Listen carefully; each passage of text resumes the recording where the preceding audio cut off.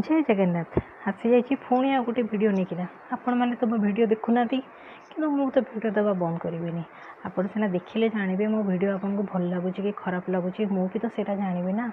Please video को देखूँ जब भल लगुच लाइक सब्सक्राइब करूँ जदि किसी प्रोब्लेम अच्छी ताहले मते कमेंट रे जणातु तो मु भी जानीपरि। चलो देखिए वीडियोटी।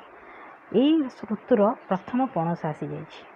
पणसटा बहुत छोट थिला और बहुत स्वादिया लगे बिरियानी कले तो मुझे बिरियानी बनई।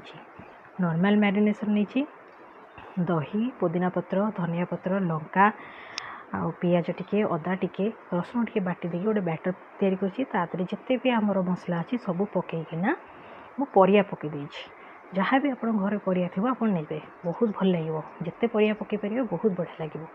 तो ताको मैरिनेट करने 30 मिनट छाड़देली तापर ये घीरे से मैरिनेट होता परिवा को आणिकिना टिके ताको कुक करदेली। जितेबाला देखिले टिके से कषी ही आसला तापर मुझे पणस पकेली। एक्चुअली पणसटा भी मुझे मैरिनेशन रे मैरिनेट करके रखी टिके तावारे हल्का सैलो फ्राए करी बट मुझे रेकर्ड करने को भूली जाइए। तो तापर मुझे पणस ऐड करके भात पकईदेली एमती करके लेयरिंग देदेली।